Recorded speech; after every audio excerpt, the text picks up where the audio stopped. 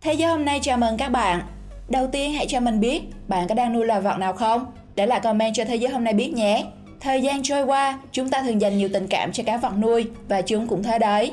Dù bạn đi đâu, làm gì, nhưng khi gặp lại, chúng đều tỏ ra vui mừng và có những phản ứng khó tin để biểu hiện cảm xúc.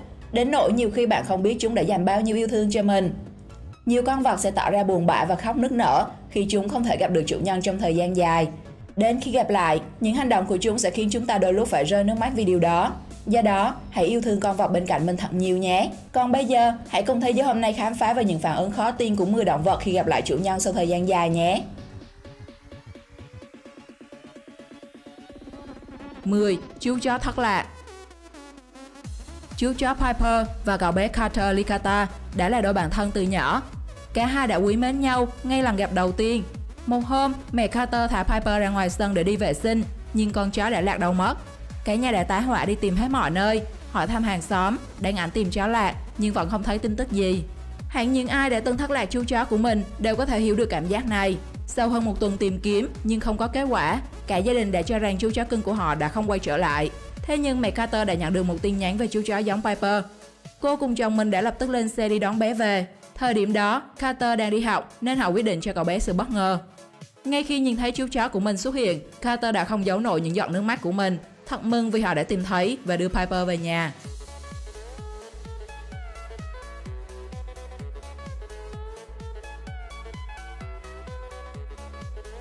Chiến vụ án tranh giành chó.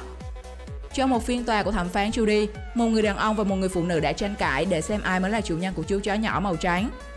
Người đàn ông khẳng định đó là chú chó tên Baby Boy đã bị thất lạc của mình. Người phụ nữ thì chỉ ra rằng đây là con chó được cô mua tại một cửa hàng để tặng cho mẹ và có giấy tờ hẳn hoi. Trong lúc tranh cãi, vị thẩm phán đã cho phép đưa chú chó vào. Ngay khi vừa nhìn thấy người đàn ông, chú chó nhỏ đã tỏ vẻ vui mừng.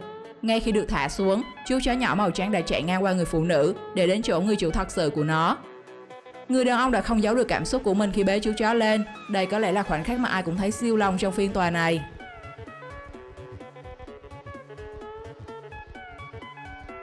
8. Chim cánh cụt về thăm ân nhân. Bạn chắc hẳn đã từng nghe nhiều câu chuyện về những chú chó vượt những đoạn đường dài để về bên chủ. Nhưng bạn có bao giờ nghe về câu chuyện chú chim cánh cụt vượt 8.000 cây số để thăm ân nhân chưa?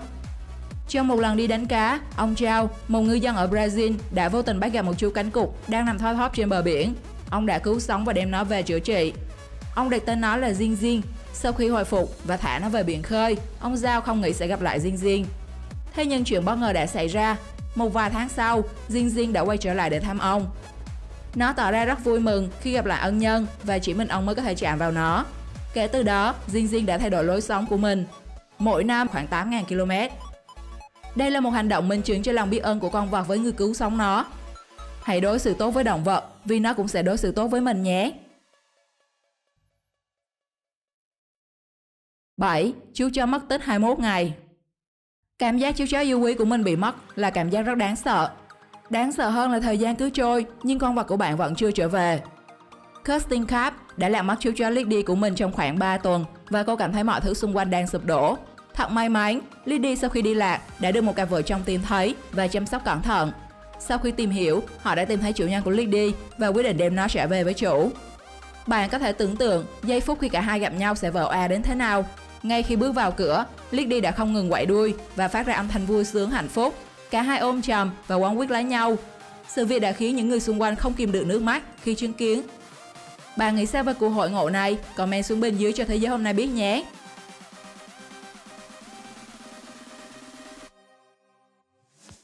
6. Sư tử Jupiter. Jupiter là tên của một chú sư tử được Ana Julia Torres cứu ra khỏi rạp xiếc và đưa đến trung tâm giải cứu động vật của cô. Tại đây, cô đã tự tay chăm sóc, nuôi nấng và chứng kiến sự trưởng thành của Jupiter trong suốt gần 20 năm. Năm 2019, chú sư tử được chuyển đến sở thú Lost Cayman. Đây là một điều vô cùng xót xa cho cả hai. Tuy nhiên, trong một lần Anna đi thăm Jupiter, sở thú này bị phát giác đã không chăm sóc tốt, khiến Jupiter ngày càng suy dinh dưỡng và sức khỏe giảm sút. Chuyện này đã khiến dư luận phẫn nộ và chính quyền buộc phải lên tiếng. Sau cùng, Jupiter đã được chuyển về lại trung tâm nó từng sống. Cuộc hội ngộ của cả hai tại đây khiến nhiều người xúc động, nhưng ánh mắt của Jupiter cũng khiến nhiều người siêu lòng. Đây là ánh mắt đầy sự nũng nịu và yêu thương từ một con mèo to hơn là một con sư tử dũng mãnh.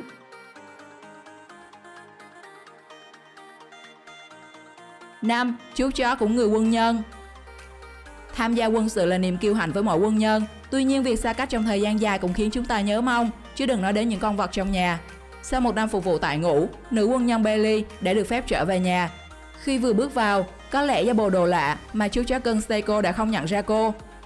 Tuy nhiên, vài giây sau khi tiếp cận, chú chó đã nhận ra người chủ của mình. Seiko không ngừng quậy đuôi và tỏ vẻ vui mừng. Khoảnh khắc đã được gia đình Bailey quay lại và đăng tải trên mạng.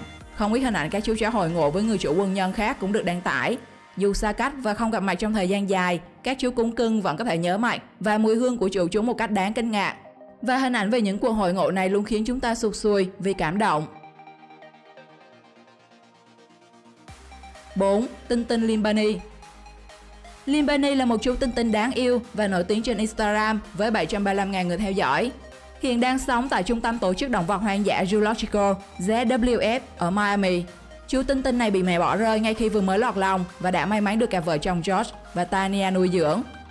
Thời điểm cả hai nhận Limbani về nuôi, con vật đang trong tình trạng viêm phổi nặng. Nhờ sự cứu trợ kịp thời mà Limbani có thể sinh tồn đến ngày hôm nay. Sau khi được chuyển đến trung tâm, cách vài tháng là hai vợ chồng George và Tania đều đến thăm Limbani. Nhưng lần nào cảm xúc của nó cũng đều vui mừng và háo hức. Ngay khi vừa thấy Tania, chú tinh tinh đã lập tức chạy thẳng vào vòng tay của cô, như đứa con lâu ngày gặp lại mẹ. Con vật quấn lấy và ôm chặt ba mẹ nuôi của mình không muốn rời đi. Hy vọng Limbani luôn phát triển và khỏe mạnh nhé.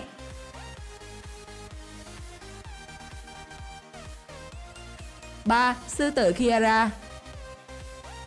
Bạn nghĩ sẽ thế nào nếu một con sư tử vồ lấy vào người bạn để bày tỏ yêu thương? Comment xuống dưới cho thế giới hôm nay biết nhé. Kiara là một con sư tử cái đang được nuôi dưỡng tại trung tâm Black Jaguar Wild Tiger Foundation ở Mexico, nơi đang chăm sóc các giống mèo lớn như sư tử, báo đốm, hổ.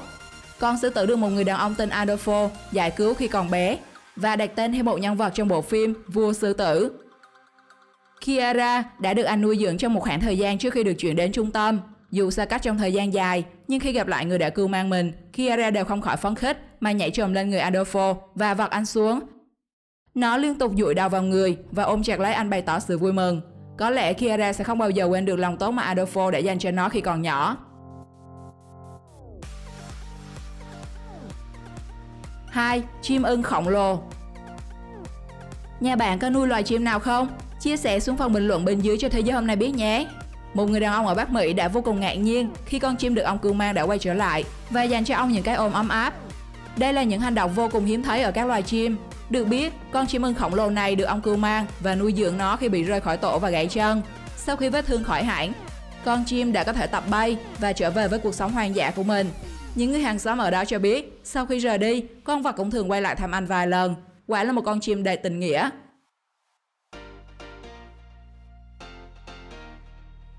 1. Sư tử Serga. Có vẻ như không chỉ có những con vật được nuôi trong nhà mà những con vật hoang dã cũng biết thể hiện cảm xúc với những người mà chúng mang ơn. Serga được sinh ra tại khu đất gần thị trấn Ganzi ở Botswana. Thật đáng tiếc khi anh chị em của Serga đều không sống sót khi vừa được sinh ra và mẹ của nó cũng bỏ đi không chăm sóc. Nhà bảo vệ động vật tốt bụng Valentin Gruner đã quyết định đem nó về nuôi dưỡng trong khu bảo tồn do chính anh thành lập tại Đức. Dưới sự chăm sóc của anh, Serga lớn nhanh như thổi, trở thành một chú sư tử dũng mãnh. Serga rất thích thể hiện cảm xúc của mình với Valentin bằng cách nhảy lên người anh và bám víu như một đứa trẻ. Tình bạn đẹp của cả hai đã dần trở nên nổi tiếng và được thực hiện thành một bộ phim tài liệu mang tên Saving Serga: Journey into the Heart of the Lion. Đây quả là một minh chứng rõ ràng giữa tình cảm người và động vật hoang dã. Bạn nghĩ gì về những hành động của các con vật? Chúng có làm bạn xúc động không? Comment suy nghĩ của bạn xuống bên dưới nhé. Like và subscribe Thế giới hôm nay để cập nhật thêm nhiều video thú vị. Chào tạm biệt và hẹn gặp lại các bạn trong các video sau.